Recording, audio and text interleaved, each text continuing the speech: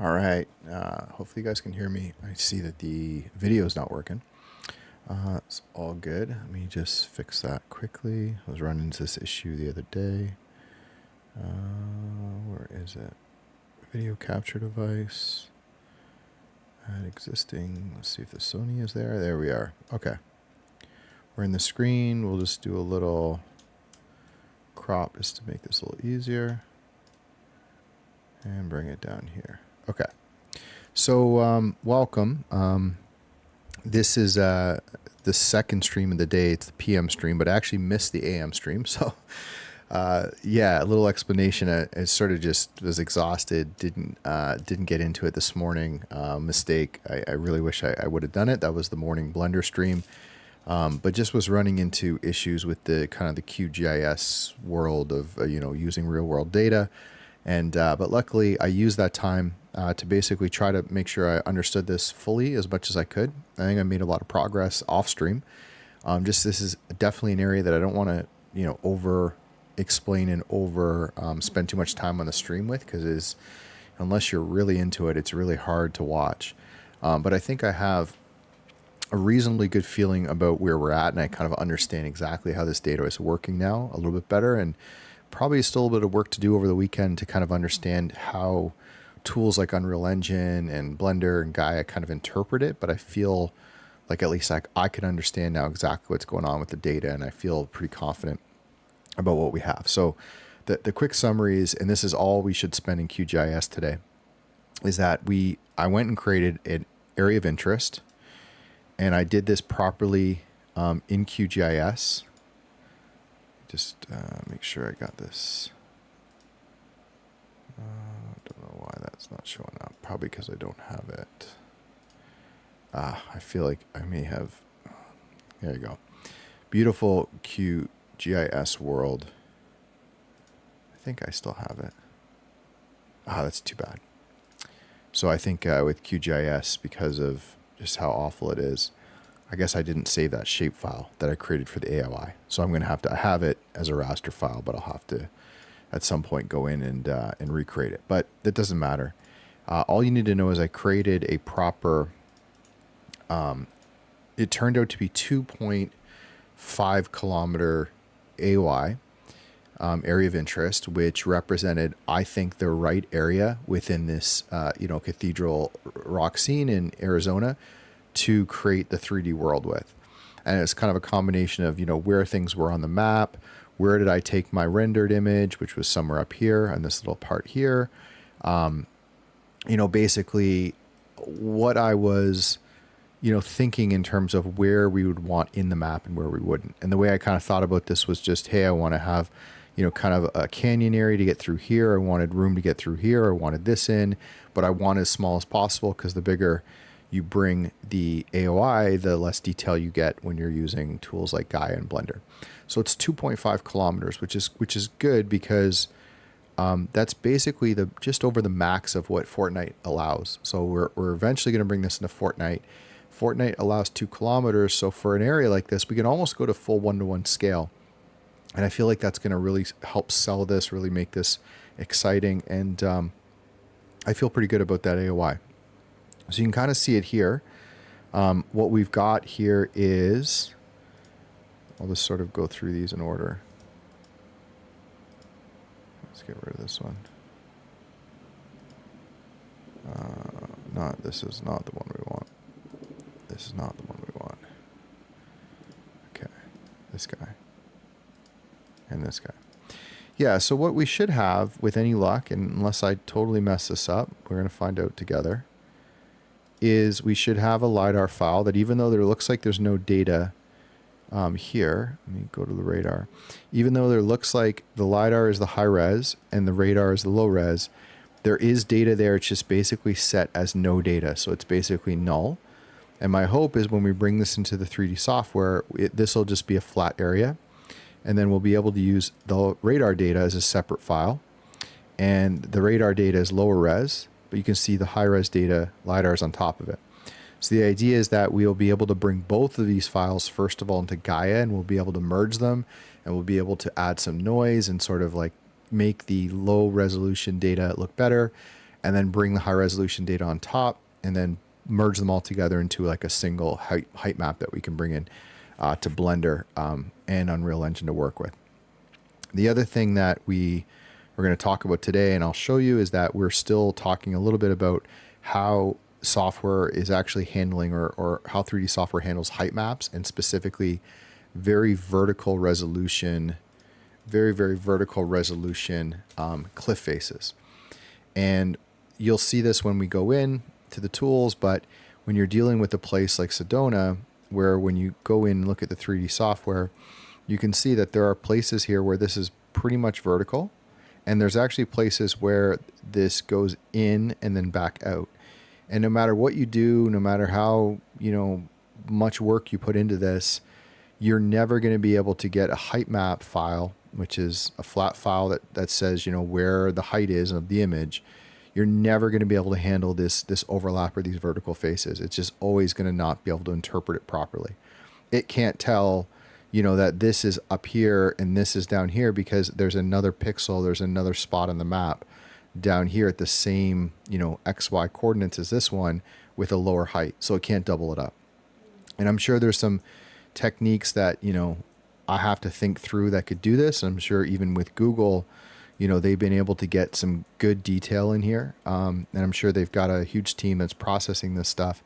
But as you'll see in a second, even though the Google stuff looks really good, even, you zoom in, you're like, oh, this looks awesome. When you actually get to any level of detail, it's pretty useless. And what we're trying to do is recreate something that's, almost photorealistic. When you're in the scene, you're looking up, you're seeing the rocks, you're like, wow, this looks real.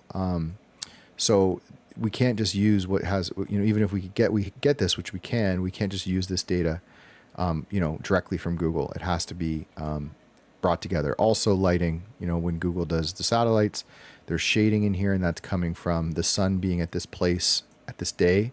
So if you want to do a still image, it's okay. But if you want the shadow to move across the terrain, you're going to run into issues where it's dark here and light here. You can't really relight it. So we're going to fix all that. All right, so let's go into Gaia. This is the first time that I'll have done this, and I'm going to do it from the beginning just because I want to start fresh and just, see if I can follow this through the correct way, and see if together we can get this, get this to work. So I'll bring Gaia down here. If you're new to kind of my stream, or just maybe new to 3D rendering, I am, specializing in recreating real world locations in 3D tools. And that comes in a few formats. One is, ultimately a goal for me to create a 3D rendered landscape of the scene, which is already done in here. So you might be asking, well, why are we doing anything if you've already completed the work? Well, it's because the data that I used to get this was not complete. It wasn't fully set up yet to be used properly in like a 3D tool, like Unreal Engine, or, an actual interactive video game. So I'm going back and kind of repairing and improving my process and getting better input data to create the work. This is fine. And we're actually in the mornings creating some derivative work. So some kind of cool 3D art from the scene. But where we work on in the afternoon is in this experimental area down here, where we don't have a lot of, we have to start adding some photos to show the progress. But we're working down here and we're trying to make this fully interactive. So we're in this area, we're working on it. I have a bunch of cool, work in progress that I've got. Another thing that was super cool was I was able to bring in Mapbox layers. So if you kind of see this, I have this radar data and LiDAR data, but if you look in here, you have free data for open source, OpenStreetMap. So this is just like a normal map of the area. And then this is some basic terrain data. It's hard to see. It's overlaid as like a transparency, but it has some data in here about where the heights are. And then I actually pulled this in from my own Mapbox instance, which was just a basic satellite layer, in which I can control things like, do I want overlays, do I want anything else on this map for me to see? So that's the Mapbox layer. So we're over here in Sedona, which should be down here. If we scroll down to look for the airport and we go south of the airport, this is Cathedral Rock. This is sort of our area of interest in here. Basically this square.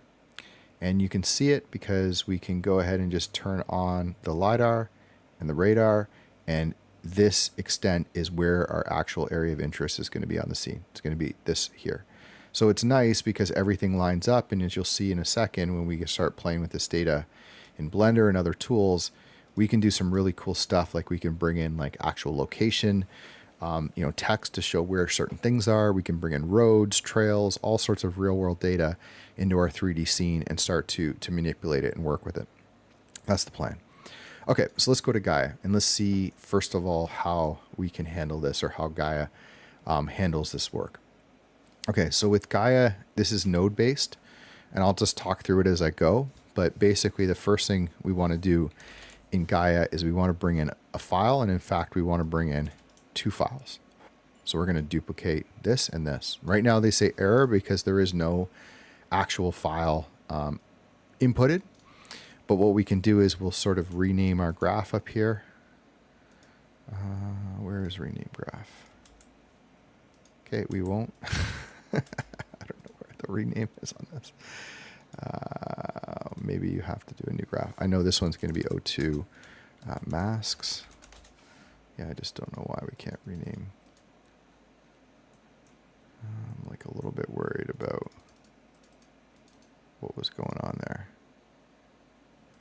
Okay, I feel nervous about that. I don't want to.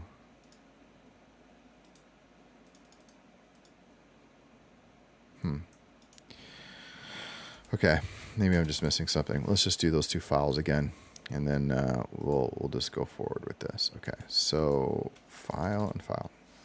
Okay, so we need to bring in 2 files. This is kind of the start of our process. Right now we just have a blank plane. There's nothing here.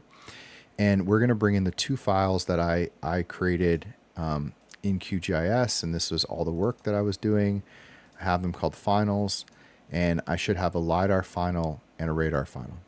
So we'll bring in the radar final first, and we're going to rename this height map radar. And now we're going to go in and we're going to bring in the LiDAR file, and we're going to call this height map LiDAR. And we're going to see. I don't know if they're going to work, if this is going to work out properly. We're going to have to go back to the drawing board, but we're going to give it a shot. I already see that the LiDAR data is looking a little off, but we'll figure that out. Okay, so let's take a peek. Right now, there's really, what comes in is really looks like just a tiny grid. You can't really see a lot. But I want to experiment with something that I did in QGIS and see if this sort of solves our problem. I don't know if it's going to. So right now we're basically setting our scale as raw, which means it's interpreting the actual height of the data. And if you can imagine, the range, I don't know what Gaia's range is, but let's just say, the Earth is, you go from the ocean to Mount Everest.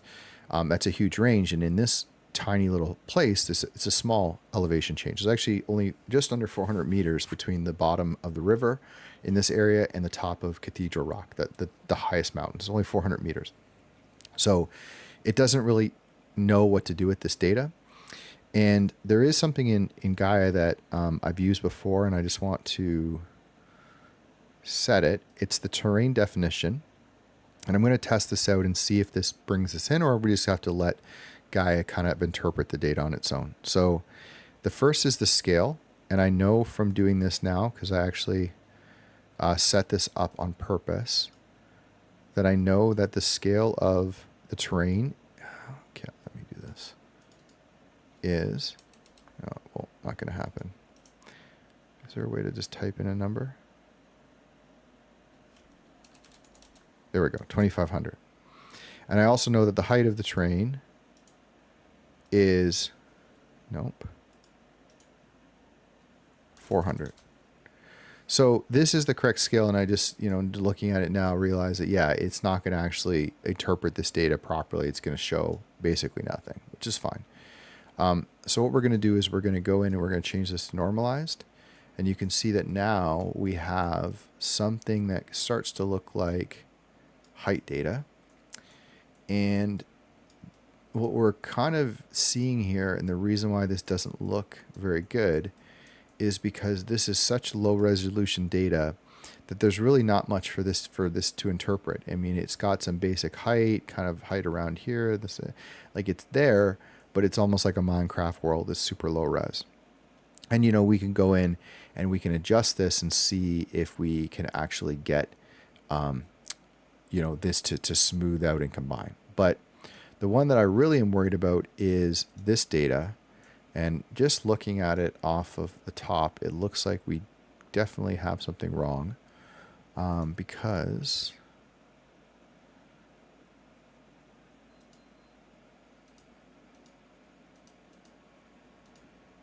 yeah, it looks like because the data is actually only inside of this box, it's doing something to misinterpret that data. It's not showing the actual height and resolution. So we're going to have to probably work on that file. But while we're here, I want to just do a couple more tests with some of the other files that I created and just see if they actually are able to produce any kind of good results. So this is the merged rendered. And I think this is going to be, low resolution data, unfortunately. So normalize here, and you can see that it's actually dropped the side on this. Okay, so that's not going to work. Okay, so let's go back into QGIS. And I can see if I can just quickly, hopefully, solve that problem with the LiDAR data. So the LiDAR data is here. Let's double check it. It has black, white, min-max settings. Min is max. Okay, we're going to have to see.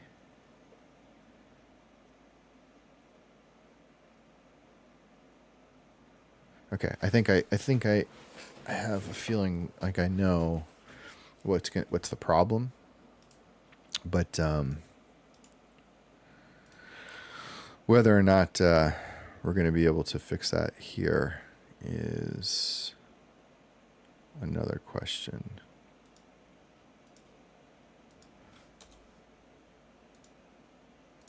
So I don't know if let's just do this first. We'll call this LiDAR final. No data. And we're going to just export this. Okay. And let's just see if it makes a difference. I don't have confidence that it's going to work, but I'd like to just see if it... no, I don't think so. Yeah.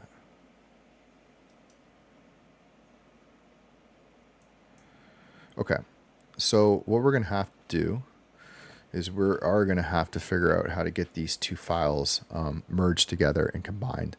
And I think that shouldn't be too difficult, but let me just double check to see if I think through how this would work. Okay, so we're going to go into raster. We're going to go to miscellaneous and merge, and we're going to grab the LiDAR final, and we're going to grab the radar final, and we're just going to make sure the LiDAR final is above or below the radar, which seems a little counterintuitive, but I think that's the issue. I think we're going to hit this to interpret as no data. We're going to see, I'm going to have to test a couple of these, and we're going to just save this to a file, and we're going to call this Cathedral height map merge, and I'm just going to do this in version number because I do have to see whether the no data thing works. So we're just going to call this V1, and we're going to hit save, and we're going to, I think that's it. We're going to run this. Okay. The bottom part of that definitely feels wrong. Okay, let's try that again. Well, yeah, I mean, that's definitely not right. Okay. Let's do that again. Raster, projections, miscellaneous merge. We're going to grab LiDAR final, radar final. We're going to switch these around. So LiDAR is Raster, projections, miscellaneous merge. Let's do that again. They are LiDAR final, radar final, and we want LiDAR below radar. Okay, so LiDAR below radar. I'm going to not set any values and let it just run. Okay, so this is the issue, is that now it's seeing this 0 because there is some data within the LiDAR file that's actually, which is actually a 0. So it's going to try it again to see until I can kind of get this right. Miscellaneous merge. We want the two files, LiDAR and radar. We're going to bring the LiDAR below the radar. And then we're going to go back and we're going to say, now, I'll just save over this again. We'll go V2. It should have done that before. And now we're going to set this to 0. I'm going to try this one with 0 and see if this works. Okay, this looks right in terms of the range. Yeah, I think this one's good. So this is, I think, what we want. And this is actually very close to what we had last time. The only issue that I kind of am seeing is just this sort of this clipping part on the outside. But I think it's going to be okay. I'm hoping it's going to be okay. If not, we might just have to clip it in a bit so that it doesn't have this black box around. There's a long story why that was happening. But I think this is going to be, let's see how this looks in here. Okay, so this is, we're going to call this one height map merged. I still would like to figure out a way to bring in the data separately because I can split it and process it differently, but I don't think it's the biggest issue in the world if we do it this way. Okay, so good news and bad news, I guess. Good news is this worked. The bad news is this is what's causing some weirdness. And I think it will probably cause issues in the sense that it's not getting as much detail out of the data. So the height definitions are still good, but I think that we're going to have to fix that, or else we're going to always have, like, it's interpreting some data all the way down to 0 as opposed to getting the whole thing. And that's why it looks like this. Even if it's using the whole thing. And I think that's why we're getting that issue. Okay, that's fine. Just to show this, bring Gaia back. I mean, there is detail here because right now we're on low res, but if we go to 2K, there is lots of detail in the scene. But yeah, we're losing a bunch on that file because of that. So let's go try to fix that. So to fix that, we want to clip. Let's just see if one of these is actually good and one is not. So we're turning all this off, and we're just going to look at the radar and the LiDAR data. So the radar data is here, and the LiDAR data is here. So really, if I bring up, it's hard to know. I mean, the radar data looks fine, but it's hard to know if there's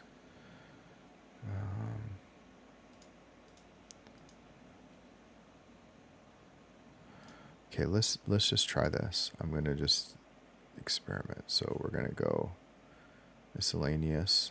We're going to go merge. We're going to do exactly the same thing again. We're going to grab LiDAR final and radar final, and we're going to bring LiDAR below radar, so at the higher res. But we're going to do, if we have an extent,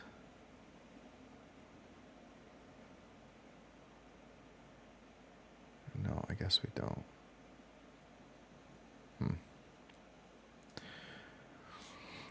Okay. Am I for sure on that? Projections, merge.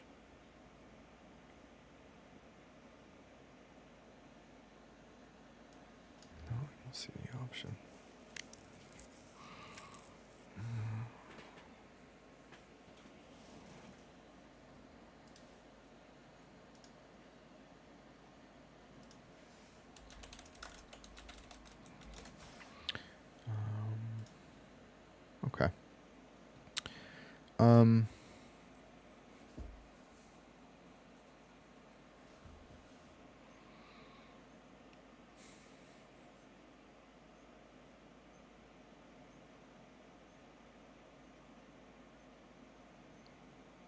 It really sucks that that AOI went missing.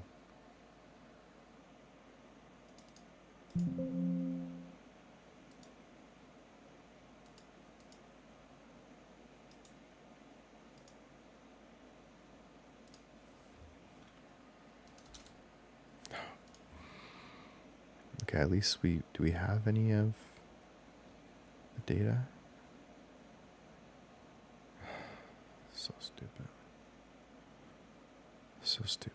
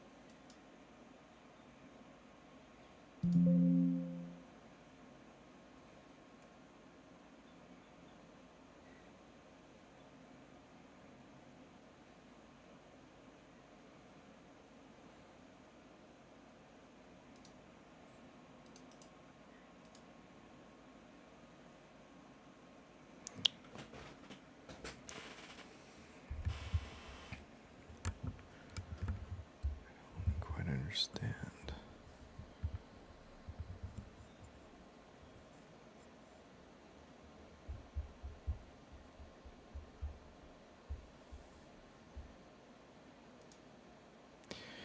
It helps me to talk through this. So they both are showing as the correct range, but it's because you can't see this on QGIS. I don't know if there's a way that this LiDAR file is actually the full width of this screen, but it's there's no data, so it's just showing as nothing. And I don't know if maybe there's a way to bring that up to show it, because when they're clipping or when they're merging,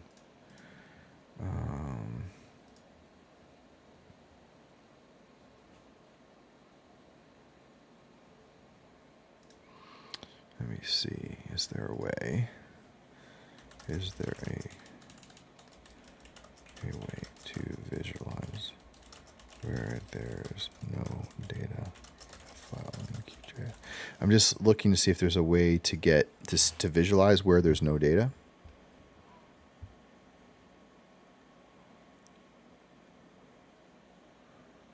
Properties, symbology, layer rendering, render type.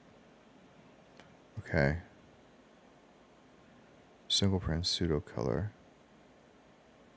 Add a new class for no data. Where would that be? Here?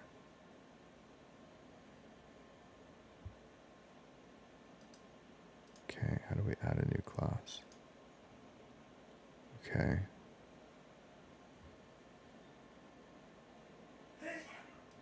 Class for no data. Oh, okay.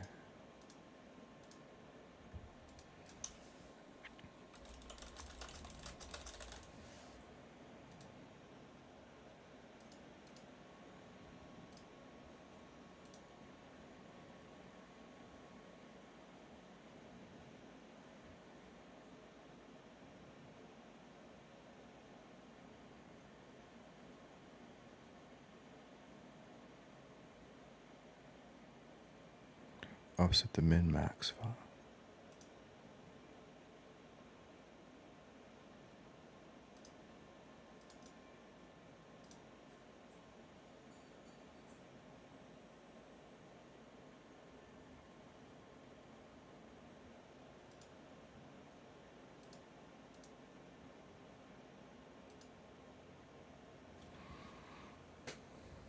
Okay, I still don't understand. Regular file, single band gray, black and white, that's fine.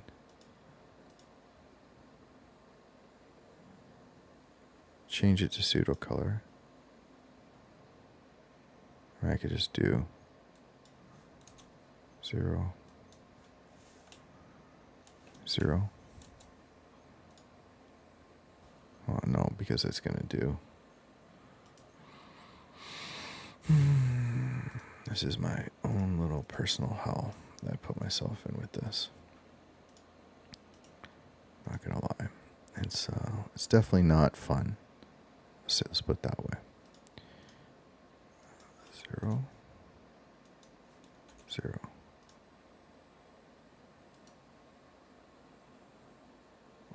That didn't do anything.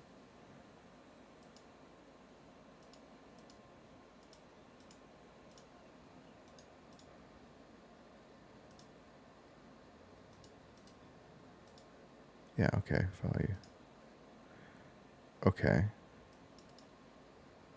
But that's for value of that. I don't get it.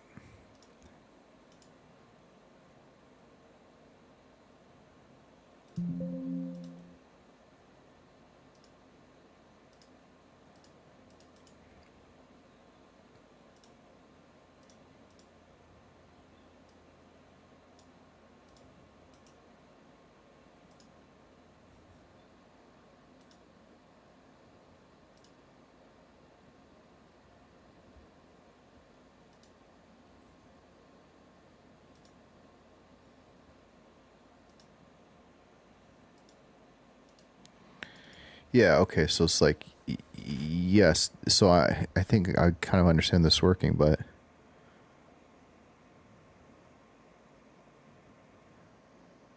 it still doesn't.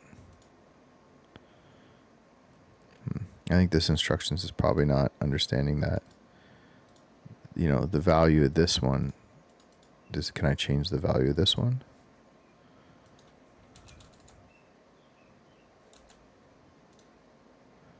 Like, can I say,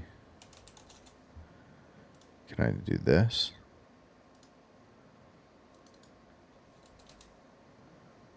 This is what I was trying to do. Like, I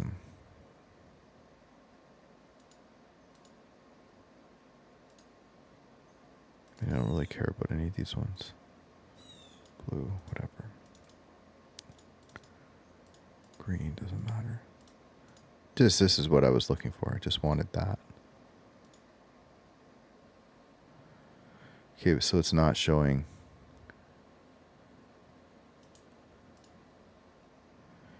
Man, that's annoying.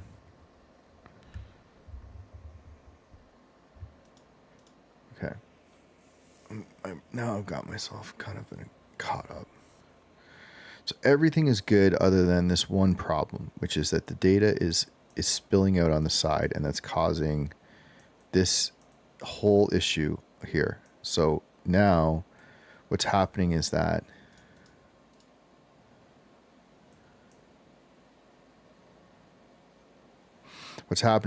it can't, it doesn't know what to do here because there's data outside of the range. And that because of that, we lose all the details because whatever, you know, Gaia uses, I don't know what the values it uses on showing the height, but let's say it's, you know, it's using 256 values or even like 16,000 or whatever it is. There's data in here that's basically nothing. So it's screwing up the range. And the simple thing that I have to do is crop it in Gaia. It's just that there's no, in Unreal, in QGIS, but QGIS, as I've said many times on the stream, is the worst software that's ever made. And, you know, even just an AOI that I made and, you know, I saved the file and didn't realize that it hadn't saved that thing locally. And it just decides to delete its cache file or its temporary files for really no reason. I mean, they're tiny files. There's no reason for it to delete it. There's like literally no good reason to not just save those and not clear the temporary files the second the program crashes. None. I'm sure there's a setting somewhere, but you know, why that's not default to just automatically save something, you know, that you created it's a little bit mind boggling to me. But I'm going to go grab the merge file, and I'm just going to bring it into Photoshop and just see if Photoshop can interpret it. I feel like it can't, but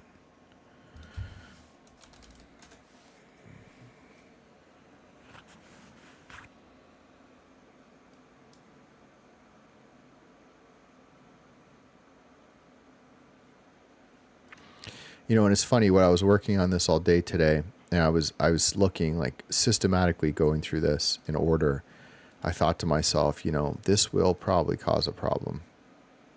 Something. Yeah, I don't think it's going to work. It's not interpreting. I mean, I can try it, but I don't think so. I think it's the bottom left.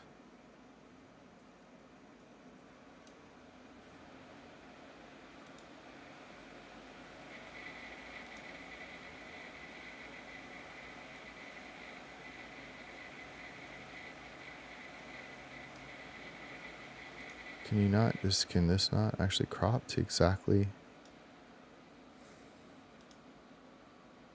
the original? There we go. No, it didn't. It should be a square. Okay, fine. Okay, so let's just go with this. I don't feel like this is going to work, but what happens if you resave the file? Save as. I think it just rasterizes it, to be really honest. I don't think that Photoshop knows how to handle. Okay, 32-bit float. Maybe it will. I don't know. Let's find out. Okay, so let's go grab that other file, the 2B. Okay, there we go. It's funny how simple that actually turned out to be.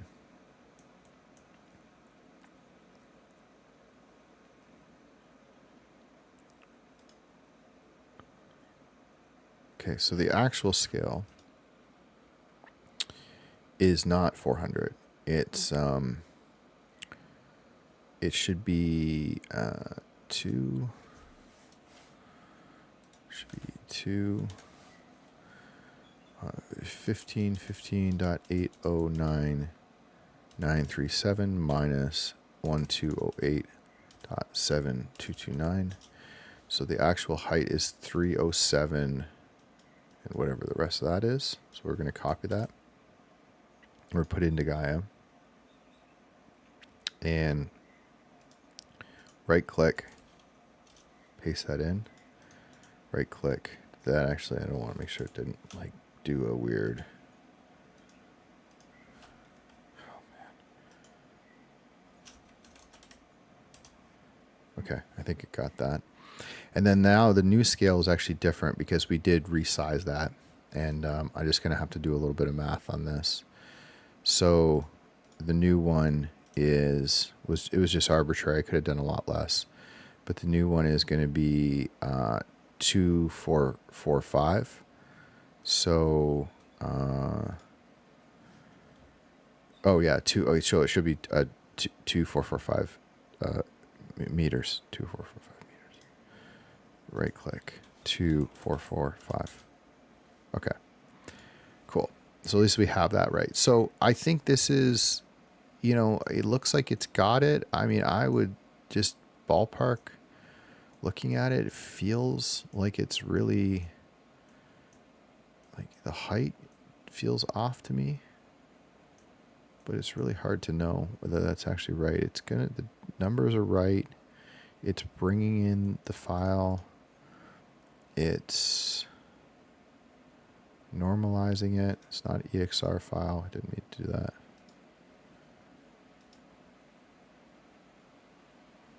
I don't think these do anything. I don't think the high quality scaling is going to do anything. And I actually don't know what the remap, how I would control that.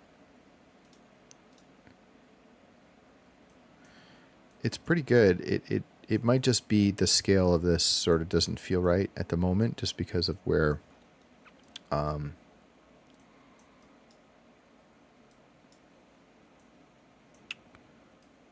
this all is. Let me just take a peek at.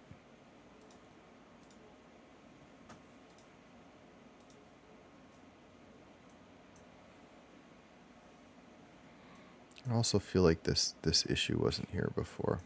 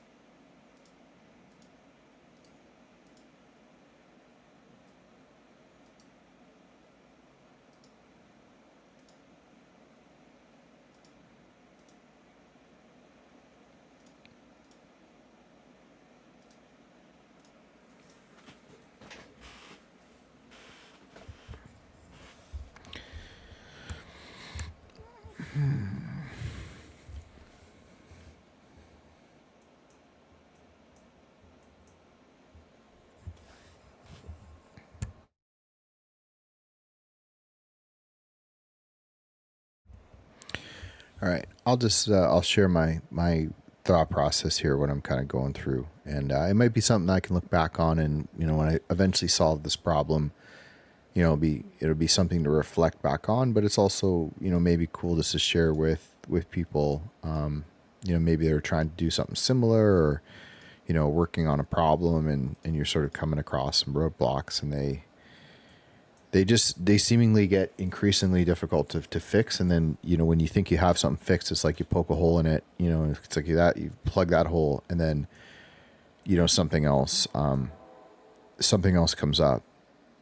To reset this, this is Google Earth, right? Which is a massive amount of money invested in this. And it does a really good job of projecting out, the general scale and feel of a landscape. And this to me is, the elevation data feels right. The elevation of data, this feels right. Even some of these like little formations over here are right. The image quality of the satellite imagery is not the best. There's, basically, all of the plants and all of the trees in the terrain are not right, which you don't want to have when you're doing a 3D project like this. But generally speaking, I feel like if I was to walk inside this world, it would be reflective of the actual experience I had with, the height of the terrain, and, walking around, and everything is good. So this is sort of like a goal, right? Trying to make this get as closely as possible. And the issue that I'm having is that, I spent a long time on this project getting to this point. And this point is, this looks, almost identical to Cathedral. That scale is correct. This pond area, though, is completely, it's basically recreated from some scanning I did, but also just like modeling to make it look like that scene, but it's not actually realistic to this location. Meaning that if we're in this world and we wanted to walk above this little ridge right here, there would be nothing on the other side that would be reflective of the location that we actually are at. And that's the vision for what I'm trying to do. Is I'm trying to bring this data in a way that is like absolutely, you can walk on a trail, you can drive on the road, you can wander the map, and it's going to be just like you're in Cathedral. And that requires a bunch of things, including accurate data that's going to come from different sources, that lines up properly, that is proper scale. It can be imported into 3D software. And then once that's done, you can focus on adding details to the scenes and roads and trees and trails, and make it look as photorealistic as possible with the software. But then you can also work on the lighting and the environment and making it feel as cool and as cinematic as you can. And you can actually make, an experience that will feel fun and exciting and something that you're going to want to do. The last three of those, I know how to do that part, right? That's I don't want to call it the easy part, but that's the part that I'm comfortable with. That's the part that happens in Unreal Engine and Blender, and the Fortnite UEFN. And I'm really right in the pocket on that in terms of doing it. The issue is, it's like building a house. We can build that location together. We can make it awesome. But if it's built on a bad foundation, it's going to come back and crumble on us later. And that's a little bit of the shortcut I took here. But now that we're going into some real world, location stuff, I don't want to make that mistake. And I've been kind of all week banging my head against the wall inside of, basically GIS software, learning it from scratch, teaching myself, getting help, and trying to make sure that the data that I'm using is perfectly representative of the terrain that we have. And if that works, and we're really close, it's just like a massive breakthrough. It opens up the door to all the things I want to do with the proper data at the base of it. But every time I feel like right to the finish line, like right there, it's like, oh, this is going to work. Something pops up that is like unexplainable to me and becomes like critical in terms of, what impact it might have long-term on the project. So to give you like kind of the summary of where I'm at, this is the original data that I've had forever. This is the data that I have from the LiDAR data that I collected from the municipality in Sedona a year and a half ago. And it actually comes in nicely. It looks good. I can start to process this data. And it's all going to work. The only issue is that if we scroll over right here to this little spot in the map, actually, sorry, this spot right here, in this valley, I think there's some bad data for the flood because I think the water came through here and this data didn't really pick up properly. 2, the actual location where I took my photo is probably right here, outside of the range of the data. So if I want to actually recreate it, I need to extend the bounds of this box. And I can't just like recreate something over here. You have to extend it in some direction. So it could be out here. And if we added, 1, 2, 3, 4, 5, 6, 7, 8, 9 more tiles here, we'd be great. Problem is we don't have that data. And I could purchase that data, but I would have to purchase this tile here. I'd have to purchase this tile here and this tile here. So 3 more tiles that I'd have to pay for. And then that data comes in essentially it's LiDAR data. So it comes in like a LiDAR format. And last time I was lucky that I had a friend, a former coworker that was able to help me out and actually convert that data to the height map. And he said that it was kind of a disaster working with that data and getting it over.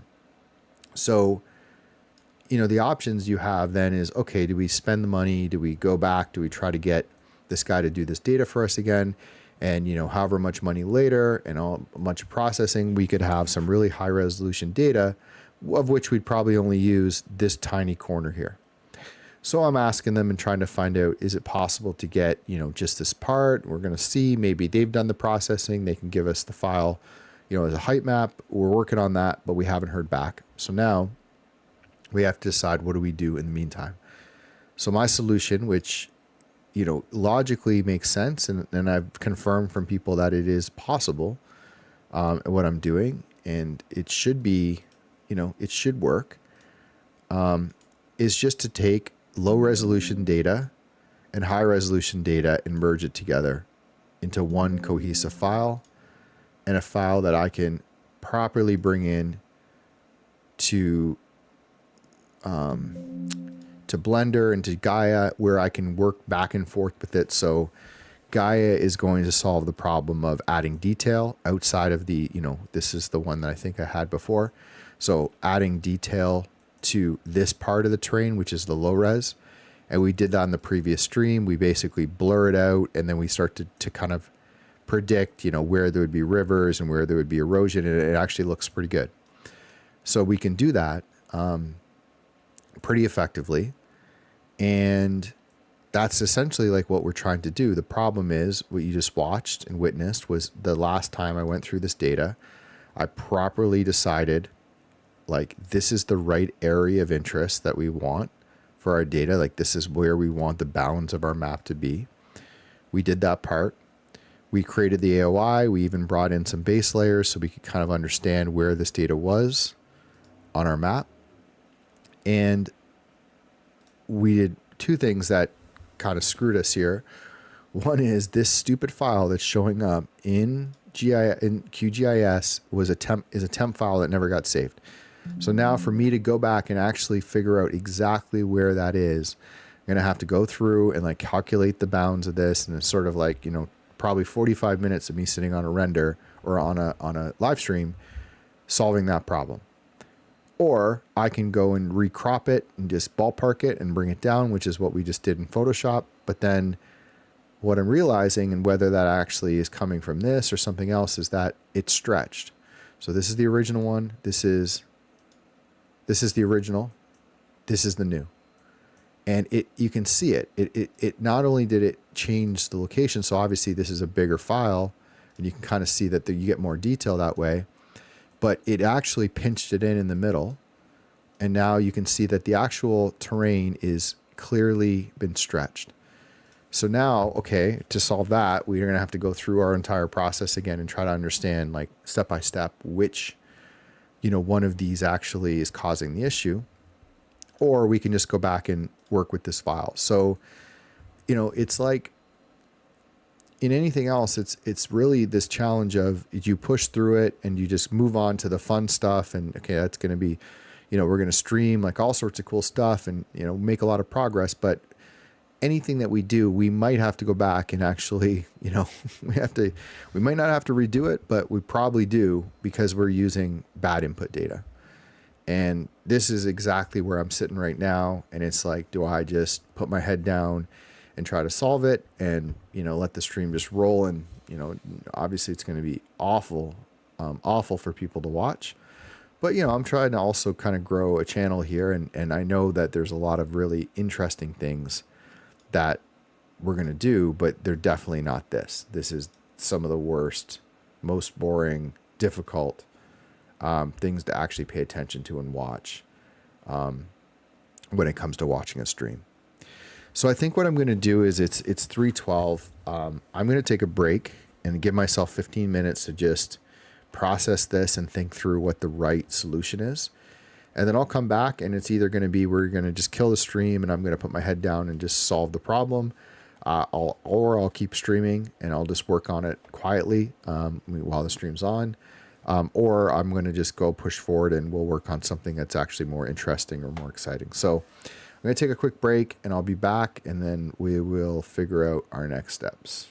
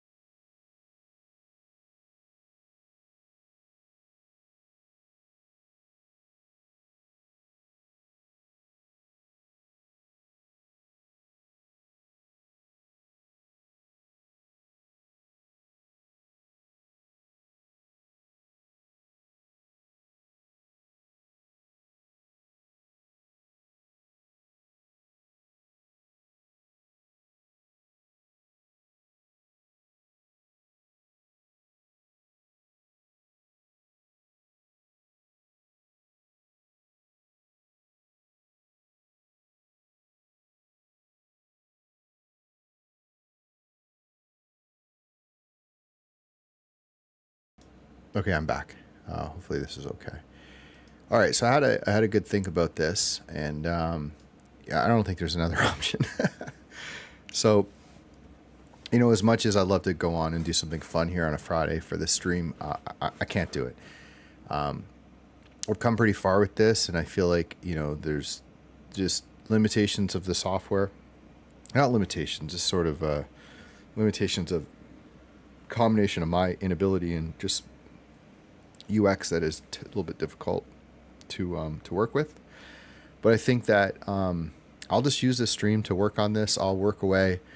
I probably won't talk a lot unless I'm sort of talking through something out loud.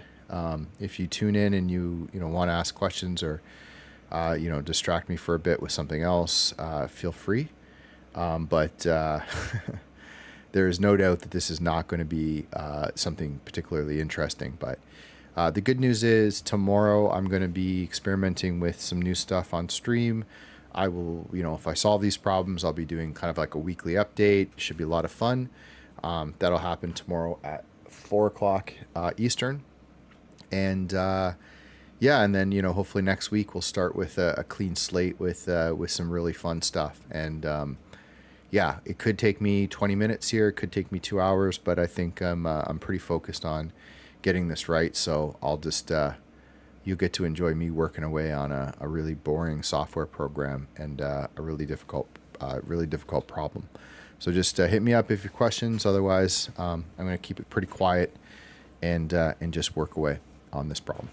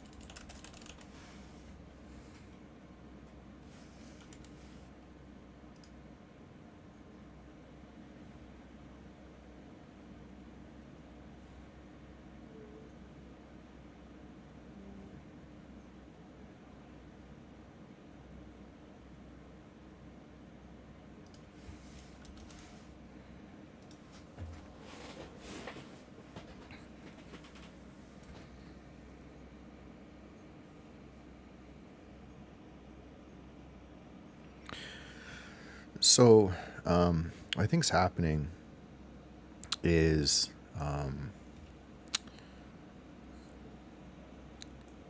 and basically, I have this AOI, which is good, and I have this radar data, which is massive, right?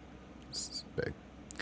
So, at some point here, I'm trying to do is clip this down to this AOI, and then, either if I can clip that down and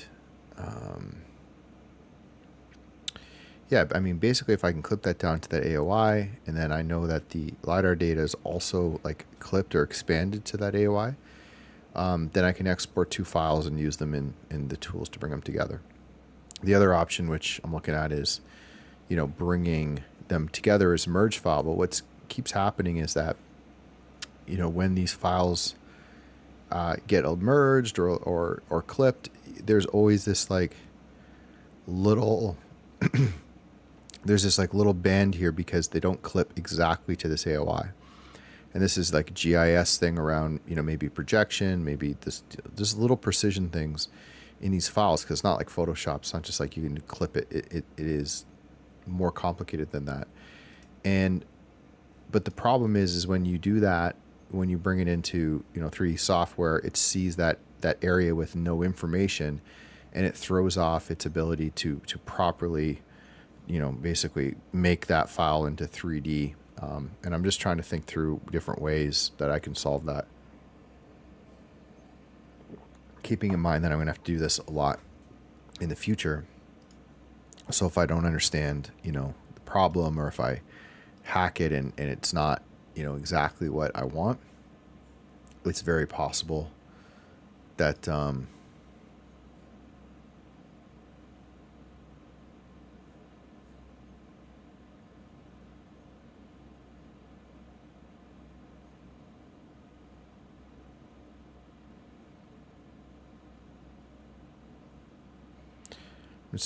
I haven't used this part yet. I'm just kind of curious. So I'm just curious what happens if I bring in my radar.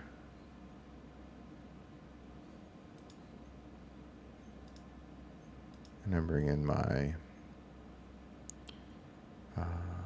my LiDAR. And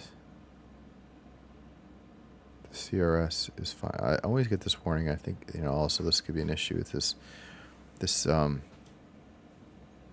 georeference system. It's sort of something I've been learning about, is like kind of like a global reference system. So it's not particularly accurate because it's the whole globe. Whereas if you go into like North America, there's a specific reference system for GIS files that's for that area. That's much more precise. But the problem is, when you're using a lot of tools, they typically are looking globally, so they're using that data set. So I didn't want to cause any issues. And maybe, the end result is I should go to the highest resolution one and then bring it back down. But, it's sort of trying to kind of figure that out is tough. But I'm curious. I'm just kind of testing some things out. Like,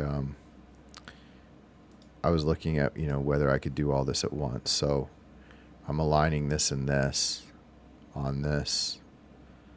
And I was trying to see if maybe I could get like, the output size is slightly different, which is weird.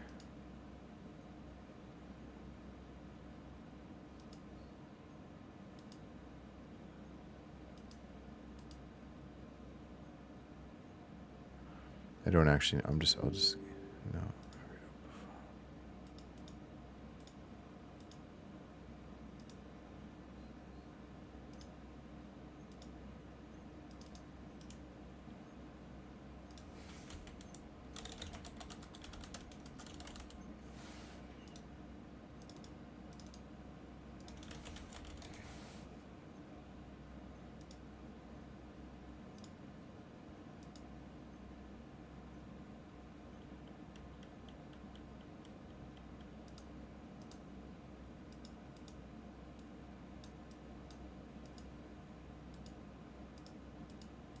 Curious where that cell size is coming from.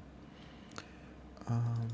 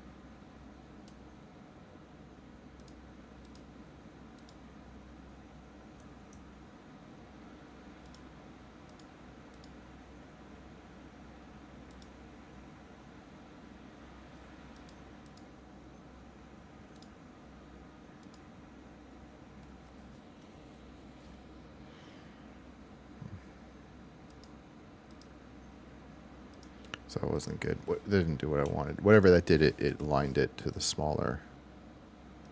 It's not what I wanted. Okay.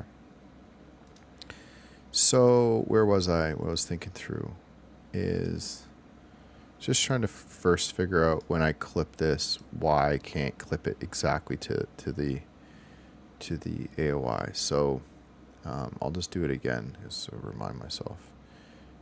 Basically, clip raster by extent, clipping it by layer.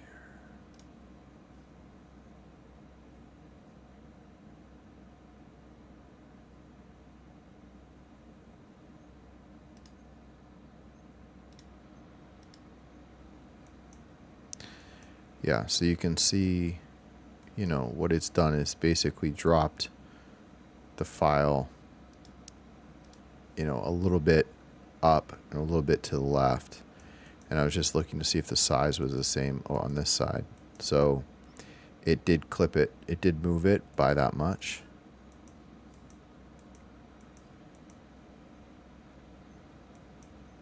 And I'm guessing that it moved it up by probably that much.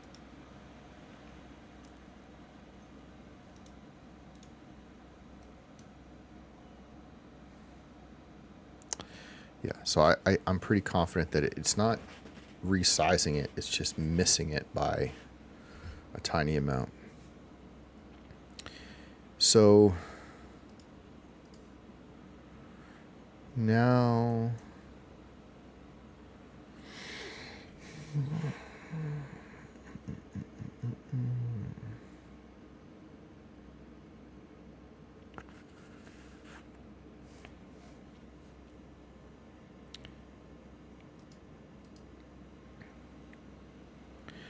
so one option is fix this part. Why is this doing that? But the other is like this can become this pseudo AOI, right? It doesn't make you didn't move that much. It's not like that AOI I created manually was not, you know, there's nothing special about it. And I probably could, you know, afterwards get an AOI out of this from where we clipped. It's just odd, odd that that's happening. And I would like to, you know, kind of understand what I'm missing there.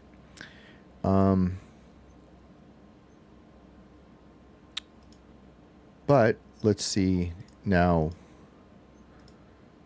what we have to do, and this is what we were working on before, is we have to figure out how to get the LiDAR file to be the same size as the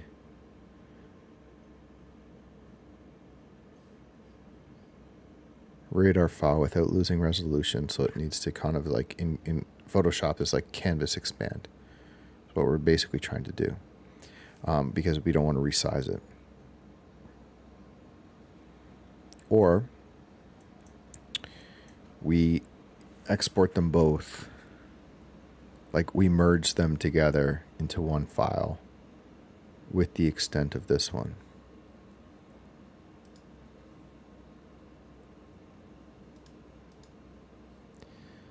But the part that's difficult, so I'm going to just run some testing. So I'm just going to rename this one this is ALOS 30 metric 3857 clipped. And then let's just run some tests. So merge. We want to merge this clip file with this file. This is the metric here. We want the LiDAR under the radar because it's going to make the resolution. And then in terms of clipping it,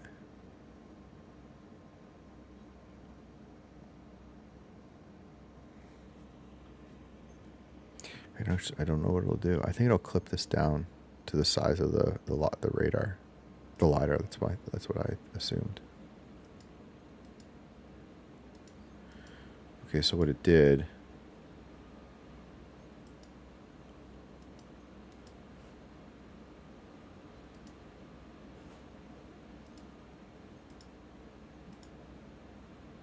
Yeah, so it took our.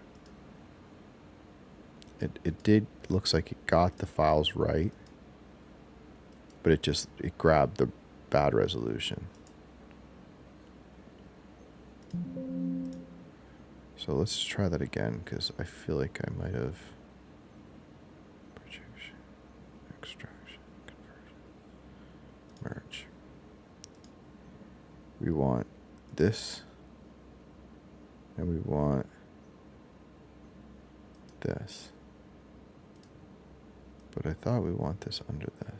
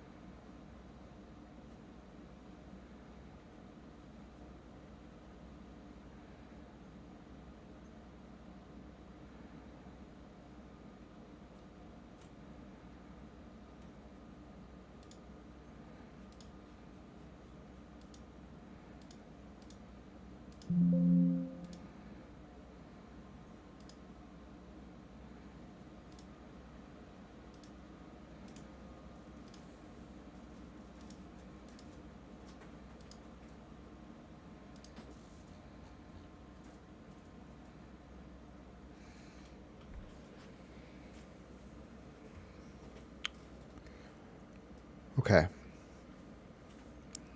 Fingers crossed on this one.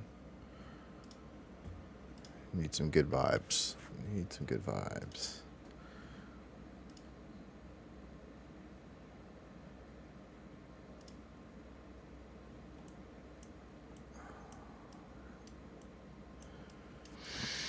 Okay. This is good, I think.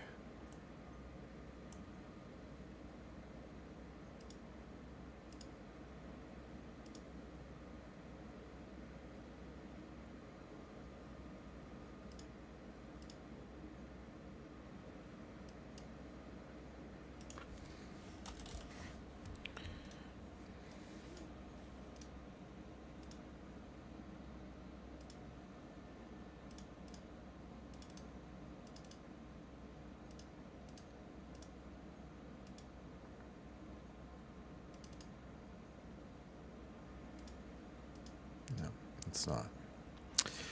Okay. Well, there's progress. There's progress, but something's wrong. So this is my original file. And then the good news is I was able to get the LiDAR data kind of blocked into its specific location, and then all of the other data, so that in Gaia it doesn't mess the ranges up, is just set to like basically a value just below the baseline. So now if I was to also bring in the radar data, so for example, if I like just to try this, to test it before I try to fix that problem, like if I wanted to merge this data, what I want to do is, I think I can't remember input to which way this goes, but like I would want to, I think, man, now I don't even, now my brain can't even comprehend which one is, how this would work, but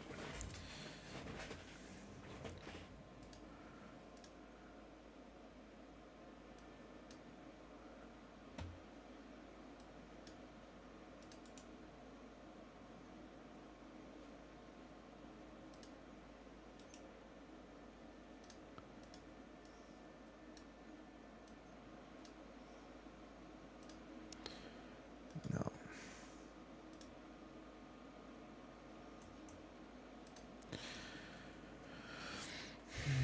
No, that's not what I want.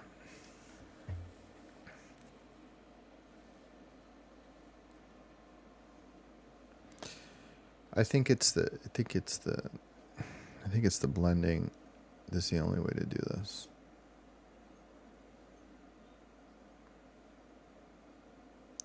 So I was basically thinking like, hey, I could get both files in and into Gaia, and then I could use,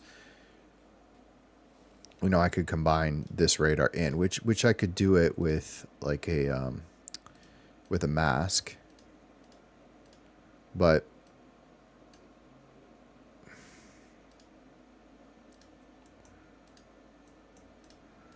we're getting into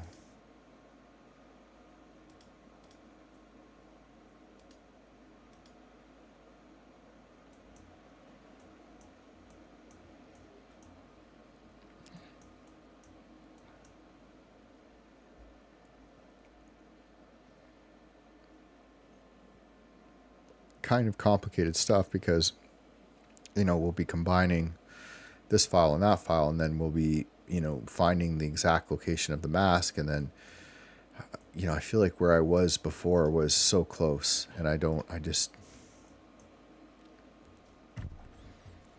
there's just something just not clicking, because even here it also did, you can see from this file, which is the good one, you can see that going to this file, it squeezed everything in.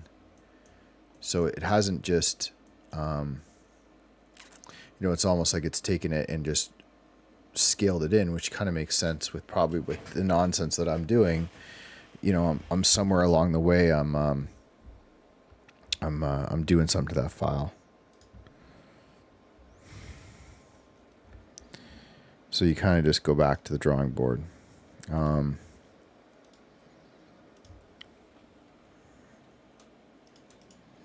Honestly, like that's how I feel like this the only approach. The only approach that makes sense for me is just to keep like versioning this and kind of continuing on.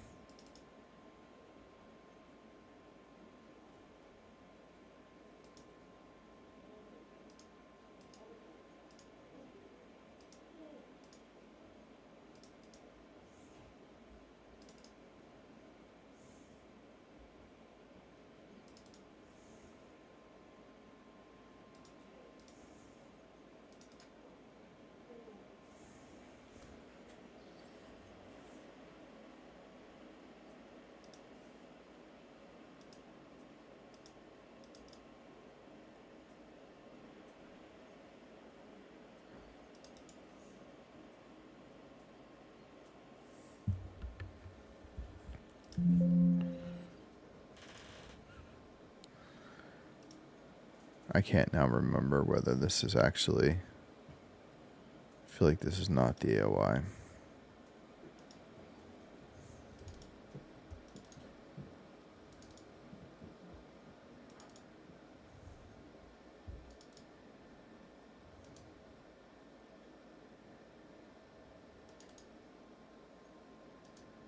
Yeah, it's this one.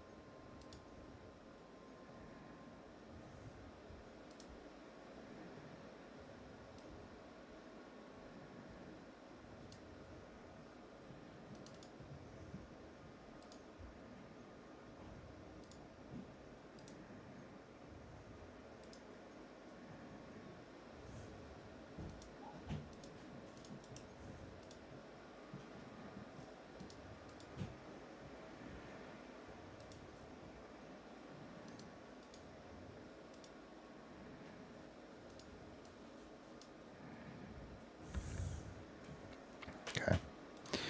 Back to the drawing board.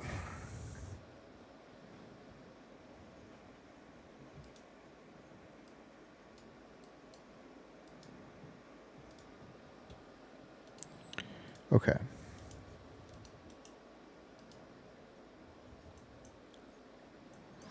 We clip. We know our AOI. Sort of remind myself some things.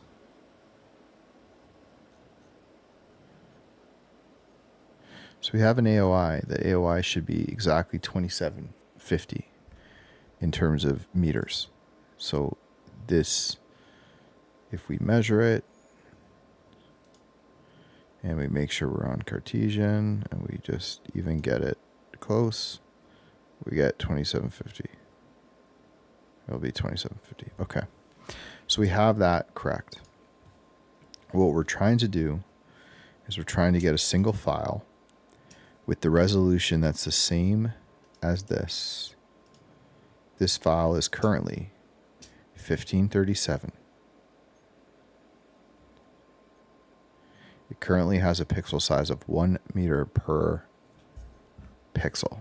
So basically, with a little bit off, this thing is 1.5 or 1537 meters across. We need to take this file and we need to merge it with the radar file. So both files are exactly 2750 meters with a pixel size of, let's just call it 1.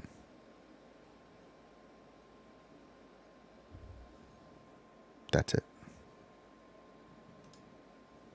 That's what we have to do. So the question is, can we just get this file, which I think we already tried to do.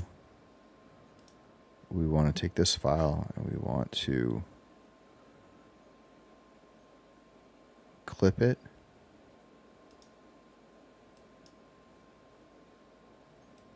Well, let's try to export this file. And let's export it as... Okay, well, let's go. Let's do this. Save as. We're going deep into the versions number, but now I just don't think that any other way I can kind of keep my brain focused on this or understanding it. And what I should probably do is save these files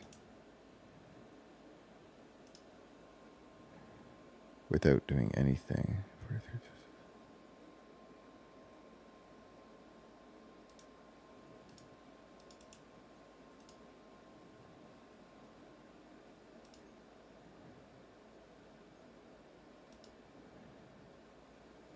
Oh yeah, these are the raw files. Okay, can't forget that. Okay, let's just see if we export this file. We do everything at once. We go file name. We'll go into QGIS. We'll go to 4. Go to layers. Layers. We're going to call this Amos. I think that was what it was called.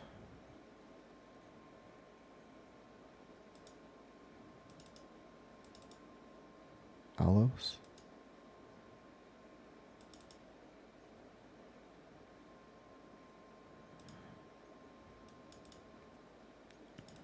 We're going to just call it radar 30 meter underscore 3857 clipped. Okay. So what we're doing here is we're clipping this to our AOI.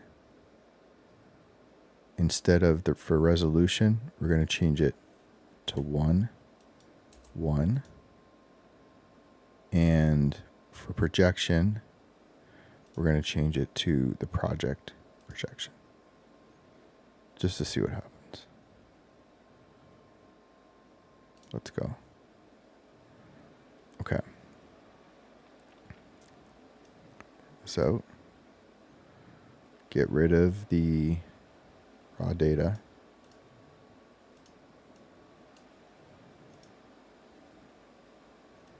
Okay. I don't know what happened here that went differently than last time. I swear I don't understand. But now, at least, a breakthrough, a little bit, is that this file is clipped exactly to the AOI and is exactly 2750. It's perfect. It's perfect. This file. Okay. Good. Now, we take our other file, and now we have to either, well, we can try a couple things. So we're going to try first, we're going to just try to merge it right from here. Okay, so we're going to go miscellaneous merge. We're just going to just do right from the raw data. So from this one, it's not raw data, but to our new clip file, which would be the same as, which is now exactly the same as the AOI, so it can act as our clipping file. And now we want to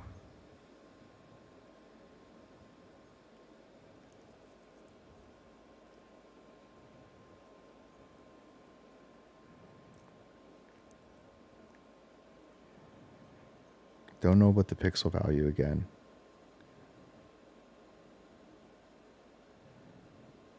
I feel like the projection thing is the issue. Let's reproject it.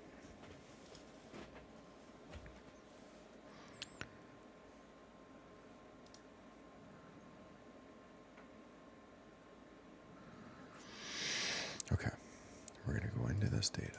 We're going to export, save as.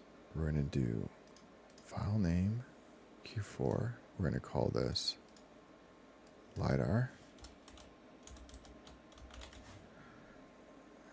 1 meter. Clipped. We are going to change this to 1 by 1, exactly the same. The question is, do we want to clip this or just change the projection? It needs to be the project.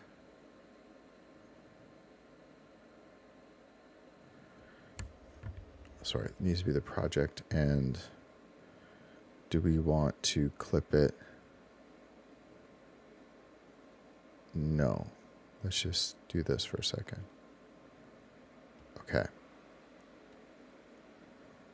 So now we have at least a file that's in the right projection. Okay. We're actually going to do, we're actually going to call this, okay, let's redo that. Okay. So we're just going to do that same thing again. Export, save as. We're going to do the clipped version is this one here. So we just did. We're going to make sure it's on the correct CRS. But this time we're going to clip it to the radar file. But we're going to keep the resolution at 1:1.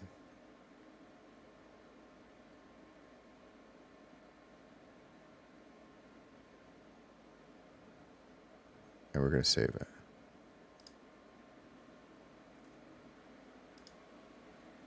Okay, and then we're going to do another one.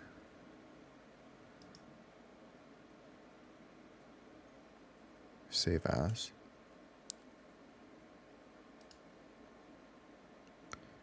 And we're going to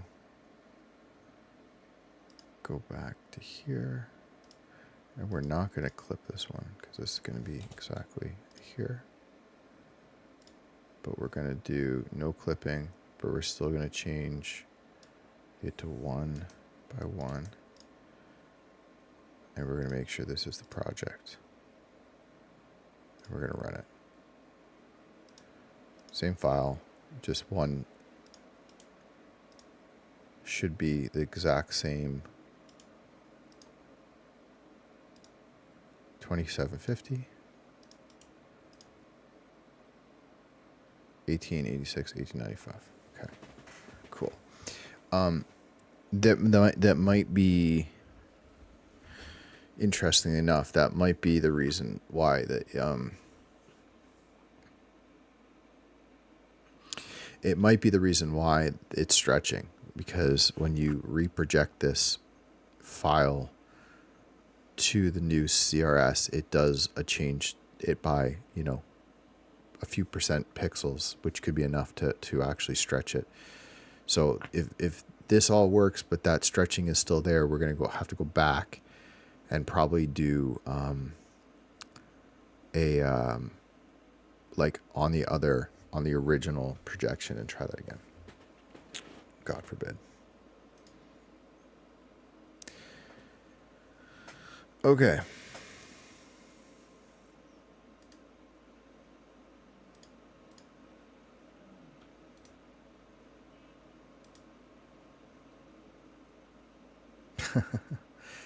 Hey man, I'm so, like, I'm just in the, sorry I didn't answer you. I'm just in the groove right now. I don't know if you're still here. This is Ray's A fan. I'm earlier. I just said I'm in a deep technical problem with QGIS and map data, and I thought about not streaming this, but I'm trying to be consistent. So I'm just heads down trying to focus this. I did get a chance to jump in the stream. I think it was before it started, but I'll next time you stream, I'll do it. I'll get in there at some point. I get notifications on my phone now. But yeah, I'm just gonna focus on this problem and try to get this thing solved. My brain is kind of in a zone right now, trying to get this right. Okay.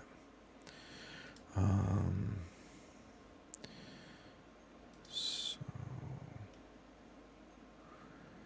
we need to do raster calculator, and we need to take this file, and we need to multiply it by a conversion,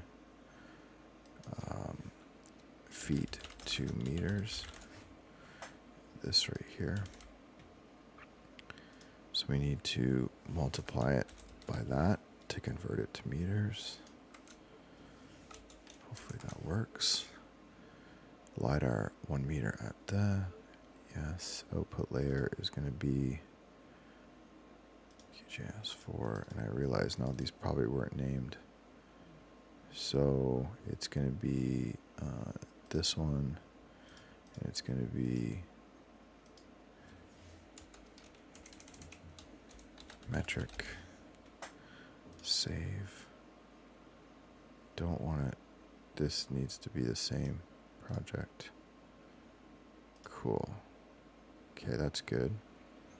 And now we also need to do the same thing for the other one. So raster calculator, we need the clipped one. We need to multiply it by that.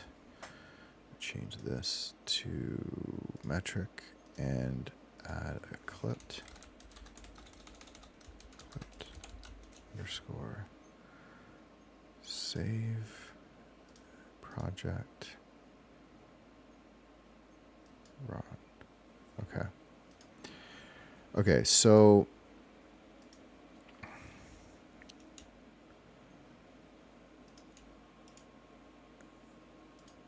these are going to be reprojected imperial.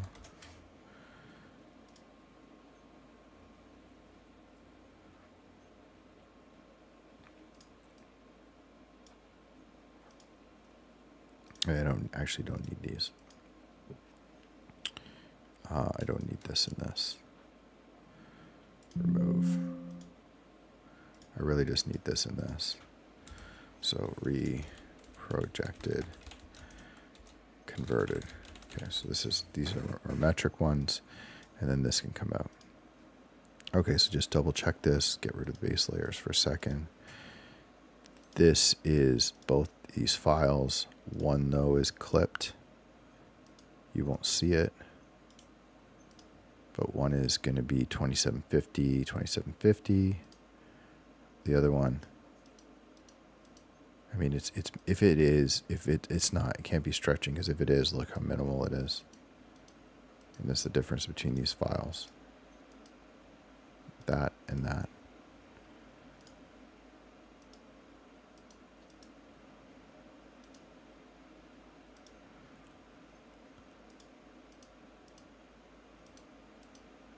Okay, so these ones are fine, and they have the right ranges. And let's just, out of curiosity, see what they have for no data. It should be this, which I know how to fix that, but I don't think it matters. Okay, so I got reprojected. I've got the raw, I've got the base layers, and I've got this reprojected, converted, also is this one here. So this is the radar, which also should be at 2750. Yep. And also should have the correct bands, and it should look like that. Okay. Got it. Okay. This is a good place to be. File, save. Okay, so now we're going to try some merging. So we're going, to raster, we're going to miscellaneous and merge, and we're going to start with the radar data, and then we're going to go into the non-clipped metric LiDAR, and we're going to put the LiDAR below the radar. We're going to go here. We're not going to touch anything else. We're just going to save this as here, and we're going to call this merged 3857, and we're just going to say this one is with pre-clipped. Okay, so no, non-clipped.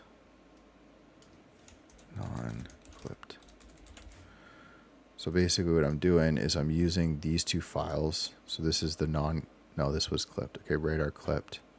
Oh, LiDAR non-clipped. Okay, so this is fine. Oh, jeez. Man, I hate this software so much. Okay. We're doing the LiDAR non-clipped and the radar clipped.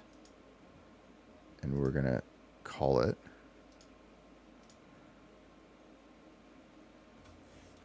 merged 3857 non-clipped. Save. And oh, we want the LiDAR below the radar, I think. Okay, so all we're doing here is we're just going to test both. We're going to run it, and we're going to see what it looks like. Non-clipped. Okay, I think this is it. Okay, so we have a file that has both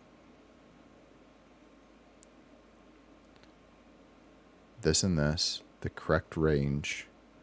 It doesn't seem like it has any weird, but it might. I don't know. We're going to find out.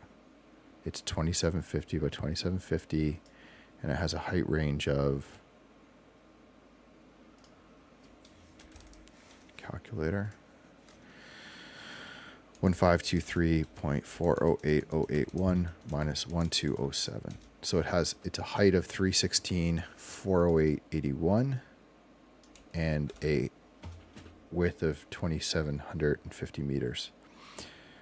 So what could go wrong on this one? I don't know, but we're going to see.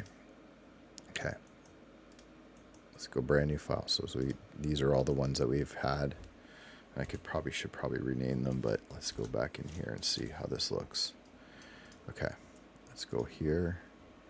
Let's go into working QGIS for layers, and we're looking for our merged file, which I don't know now where that went.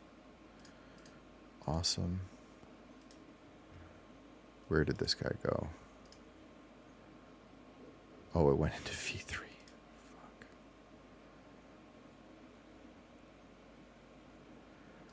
Okay. Well, we're going to grab it and copy it, and we're going to bring it into 4 because this is the one that we really are working in. Okay, so this is our file. This is our hopeful candidate for something that works.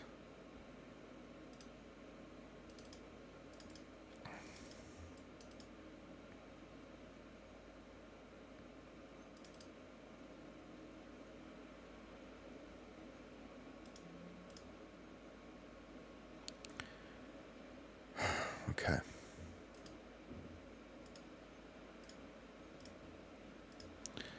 Like, yes and no. Just looking, did this happen before?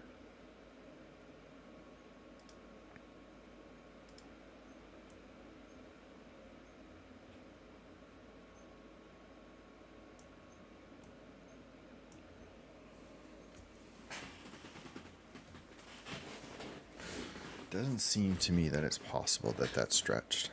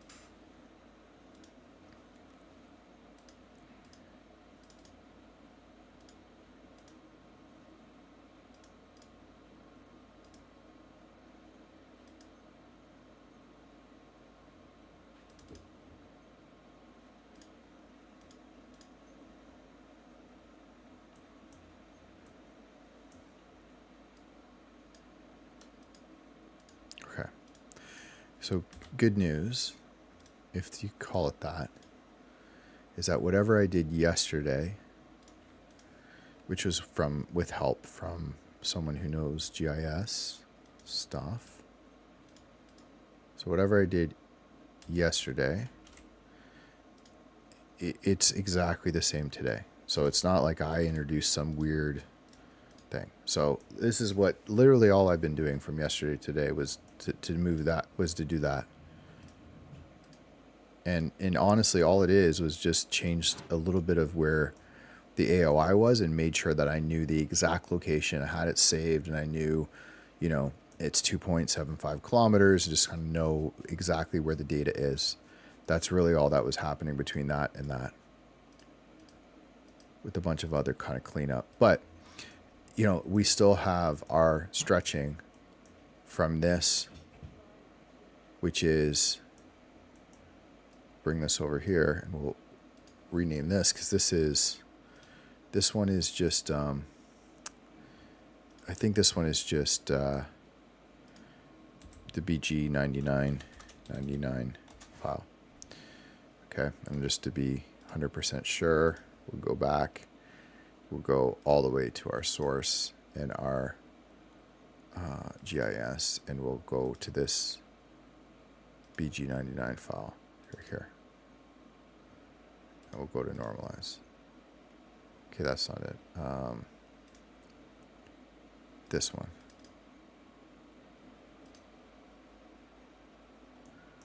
Okay, so from here to here.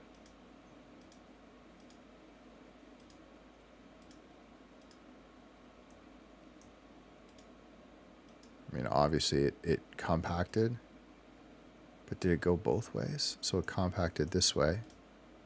Yep. And this way. Right, this way. Okay. All right. Okay, so this sort of makes sense.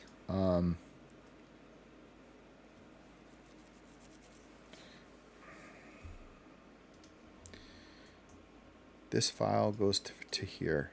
It stretches in, but it doesn't.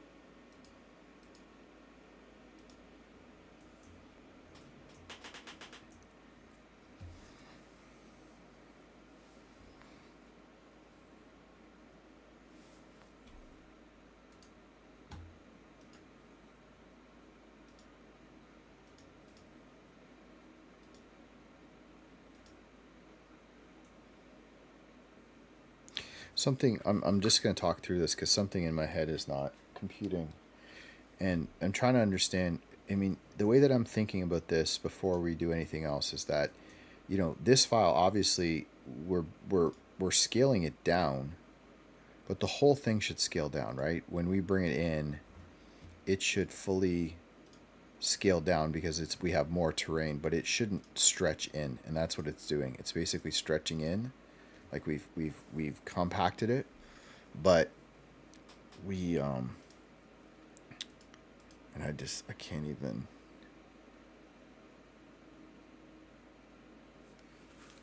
I can't even wrap my head around it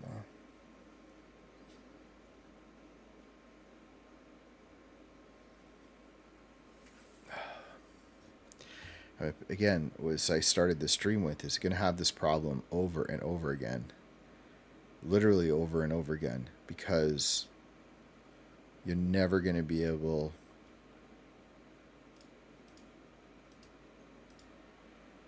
Like, the only thing...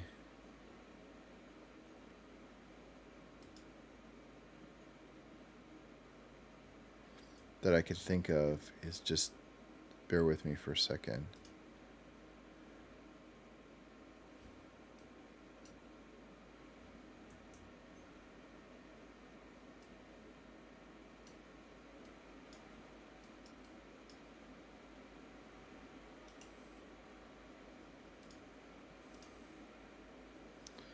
$316,408.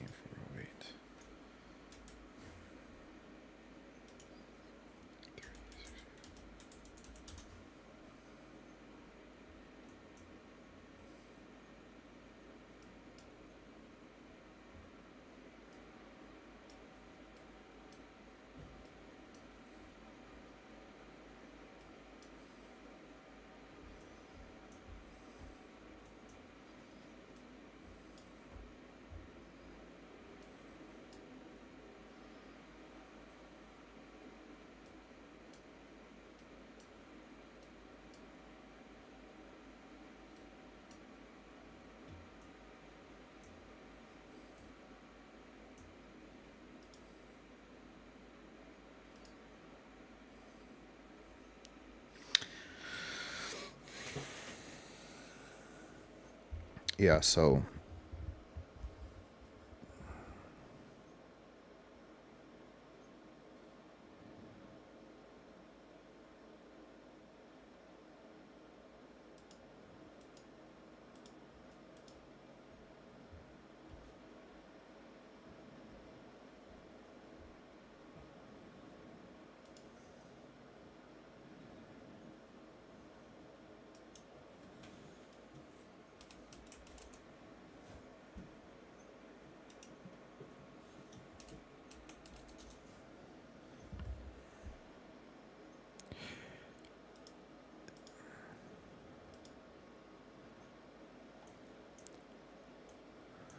it's like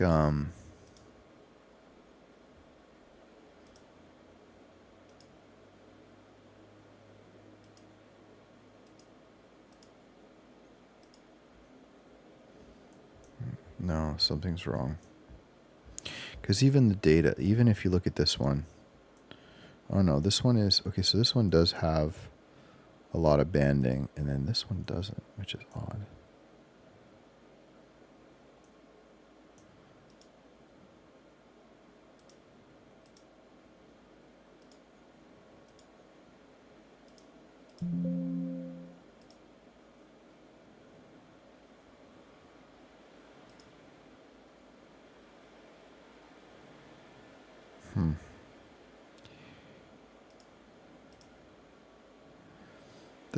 I guess what I'm thinking about right now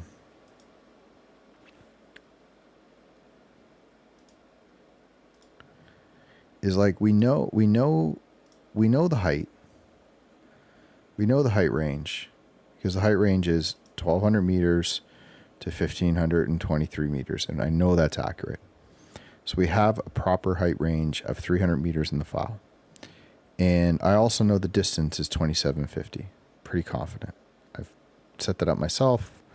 We measured it. We double checked everything. I don't see how I could have the measurement off unless, well, you know, I know it's 2750 here. Is there something weird with this conversion?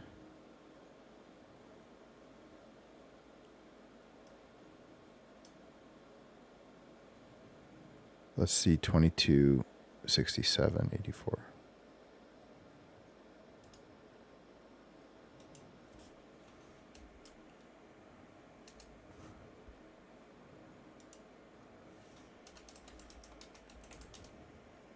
No, it's worse.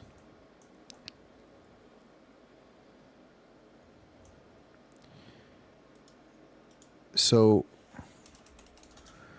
you know, I'm trying to kind of figure out in my head is you know, this file looks right to me. This feels better, but I don't know if it is. It just could be like optical, not an optical illusion as much as just like my perception of it is kind of out of whack because I've been looking at it for so long. So it's like, is that which one is accurate? It sure feels like this one is more accurate. Right? Sure, it does feels like it's not just the scale, it's stretched in. But then, you know, I can fix that pretty easily.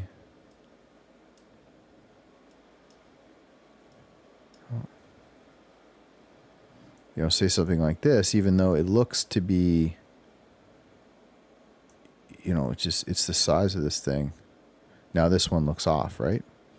So it's really the scale of the scene that's really what I'm working with. And then when we bring this into, you know, 3D software, it's like you can't, it's really hard to get scaled right, because when, you know, you've got a scale of scene that's more width, it's going to look like, you know, this thing is tiny. But when you get into the scene and you realize how big it is and how far, like when you're walking towards it, you know, how big these things are and the whole deal, it's a whole different story.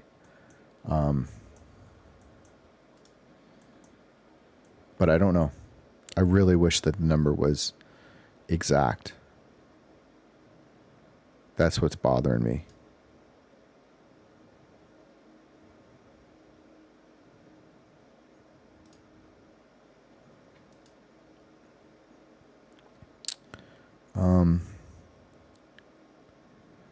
I'm going to just get a rendered file out of this. So I'm just going to export, save as. I'll convert this to a rendered image. We'll go to merged, non-clipped. We'll call this one rendered.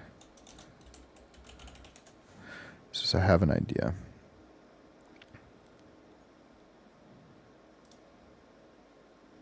So this is just a rendered file. This is something that Blender can't recognize a standard PDF, but like we have some data in these actually. So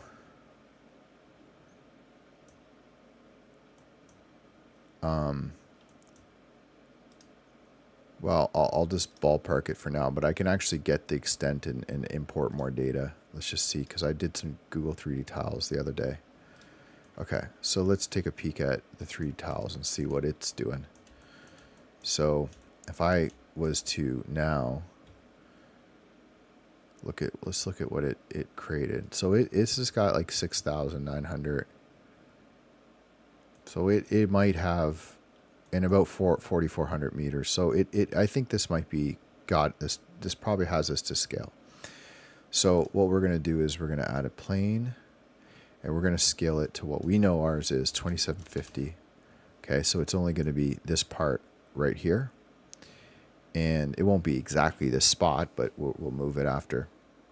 And then we're going to go in and we're going to add a subdivision.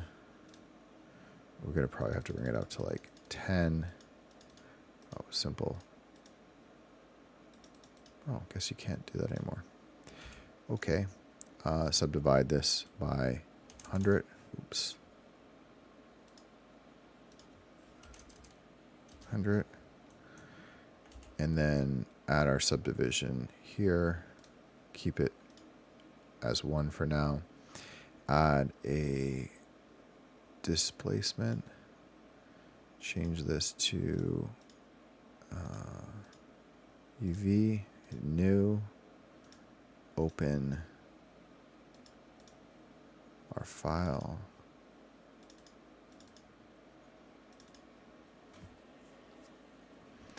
And then we know that our height is 307, I think. 316.40.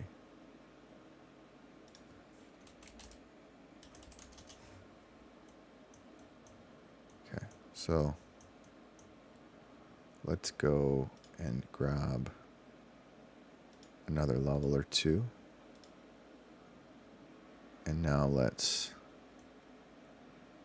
Oh man, this might be close.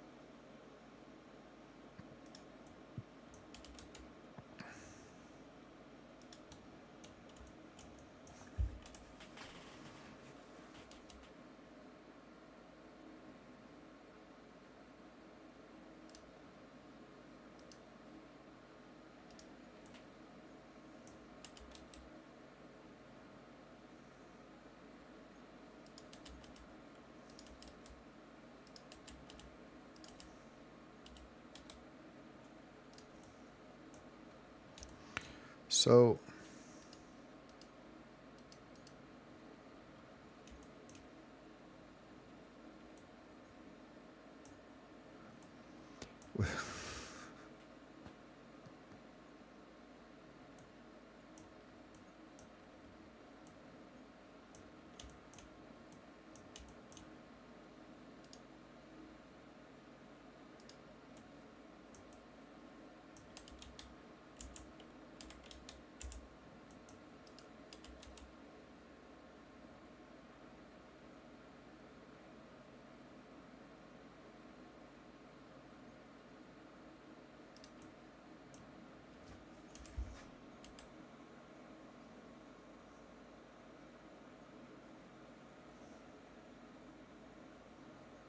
if you looked at that, what would your guess be? It's just a little bigger than... It doesn't look... I'm just... Like, it doesn't look terribly off, though, right?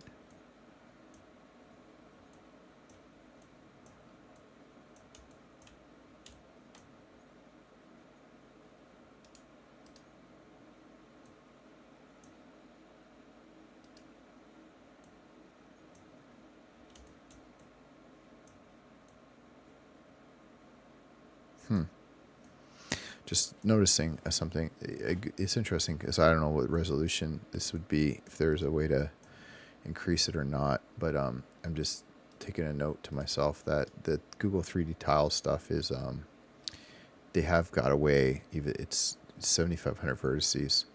They are 5,600 faces, whereas mine is 1.2. It just they actually have a way to they got a nice way to kind of... These things are doing a bit of an overhang, which is cool. So the geometry that they have, whatever Google's done, they've been able to get something. I'd be curious. I don't want to crash this, but I'd just be curious what happens if you subdivide this. If you can actually, you could actually subdivide this thing. Would it?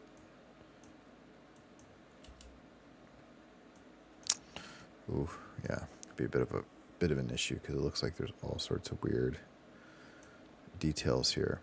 But anyway, that would just be interesting at some point to see. So yeah, like it just, to me, when I'm looking at it, I go, it's not, like, it doesn't look like it's stretched. Just on first glance, it doesn't look like it's stretched. Oh, what did I do?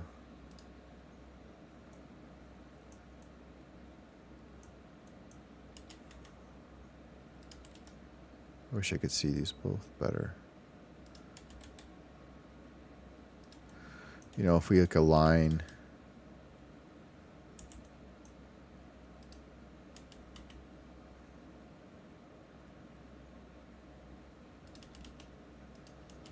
I don't know, maybe it is. Like if we align this cliff face, it looks pretty good to me here. But now it looks like it's, stretched out a little bit. But the problem is when it was stretched to us, it was stretched. So that's just scaling it.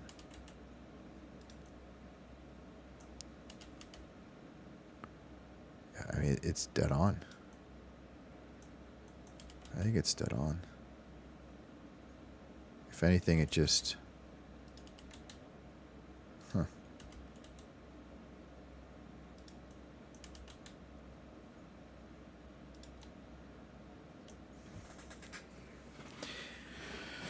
Oh, man.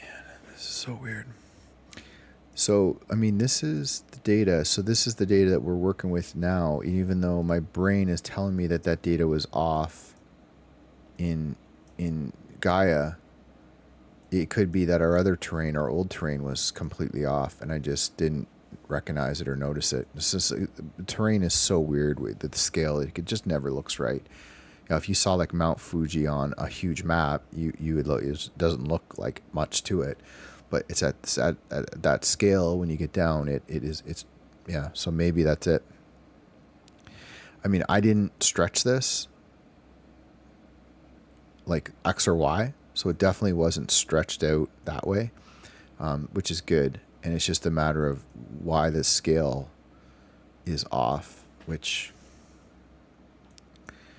you know, for comparison, let's just see if we duplicate this here. Okay, and we bring in this one instead.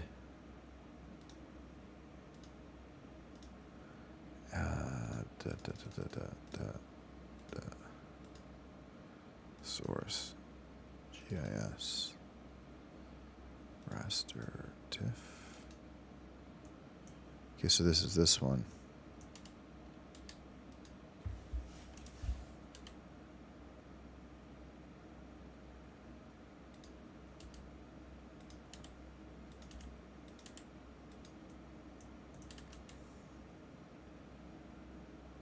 Yep. Okay. Well, good. There's good. I mean, the good news is I think it's right. I think it's right. So I think that in here, if we set this properly to 2750 and we use our file that we created,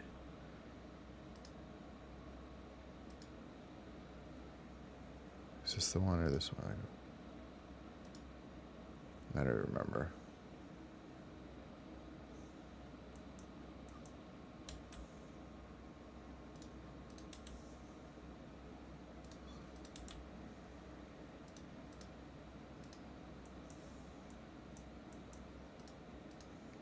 Right.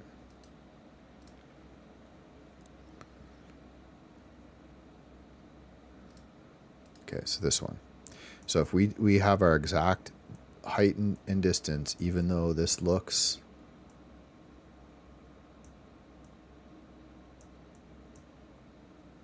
actually that's not true.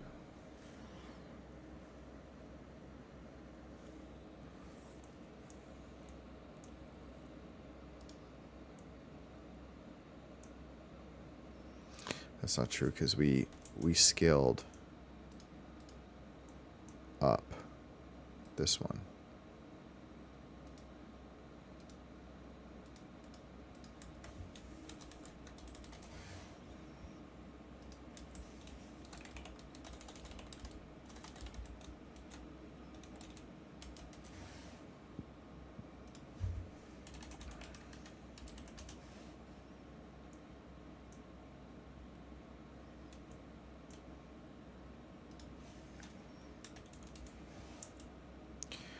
Hold on again. 306. Let me just get my head right here. 2750 by 316,408. 316,408. Okay. So this one is there. And it's just, but the overall scale, that's not the problem. So if we scale this down to match the others, but we keep the same ratio.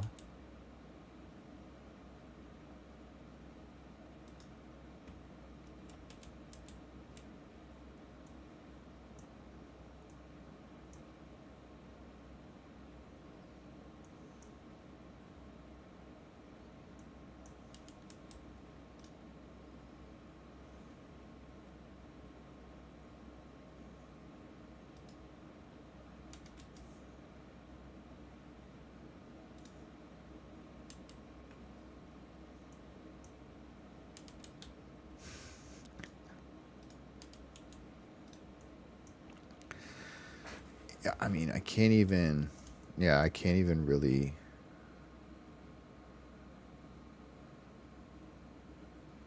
I don't know if this is a fair comparison because,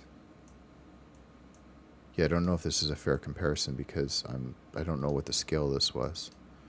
But this one, if I bring it in to 27, if I actually make this file 2750, the exact dimensions that I had it at by 316, it is, just remind myself again, why did that not do random? Couldn't pick from two colors, Blender.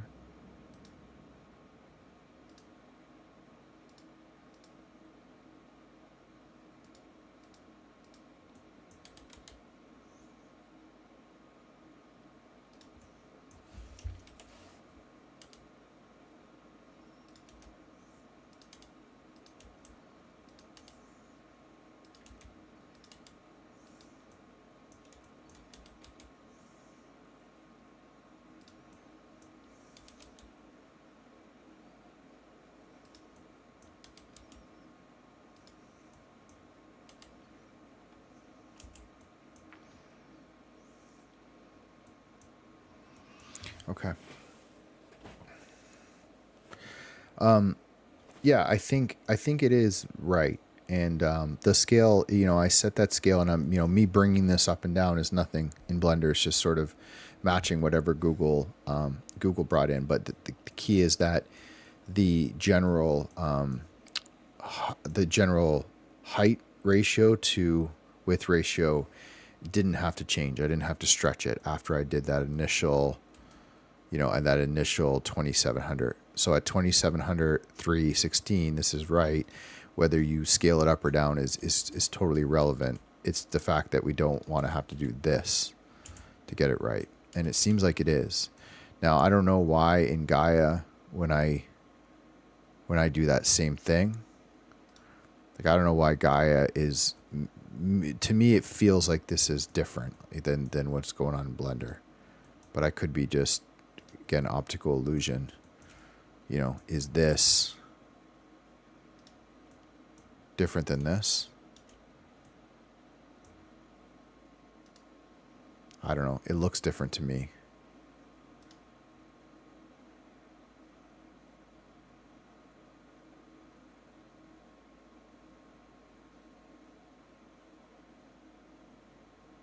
But I'm not sure. Let's just export output.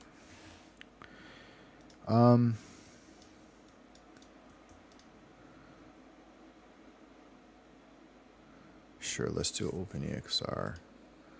And let's do a 4K file. And let's do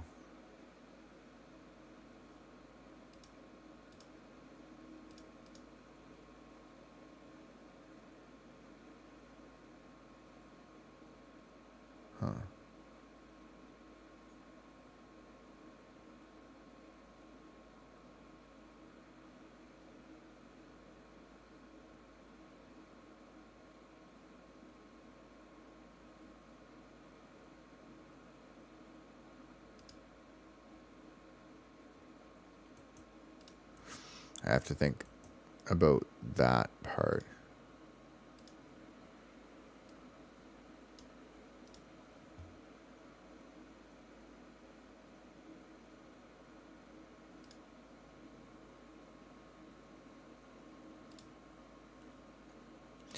Okay, it's 6 o'clock. I